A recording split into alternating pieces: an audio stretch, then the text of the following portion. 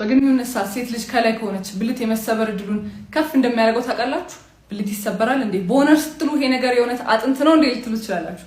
ሶ ኖርማሊ አጥንት የለውም፣ ግን እቺ ስስ ብልቷን ፓርት የሚሸፍንልን ፋሻ አለ። ማለትም እንደ ጅማት ነገር ብልትን ሲቆም ጥንካሬውን ሜንቴን የሚያደርግልን ማለት ነው። ሶ በግንኙነት ሰዓት ኦር ኃይል ያለው ነገር በቆመበት ሰዓት ሲመታው እቺ ፋሻ ትቀደዳለች። ይሄንን ፒኒያል ፍራክቸር ኦር ደግሞ የብልት ስብራት እንለዋለን። በምን አይነት አጋጣሚ ነው ሊሰበር የሚችለው? አንደኛ በግንኙነት ሰዓት በጣም ኃይልና ስፒድ ካለው ጀስት የማይሆን ቦታ ሲመታ እቺ ፋሻ ልትቀደድ ትችላለች። ሴት ደግሞ ከላይ ከሆነች ጀስት አንኮምፎርታብል የሆነ አንግል ቢኖርም ለሷ ፊል ስለማታደርገው የመሰበር እድሉ ከፍ ይላል።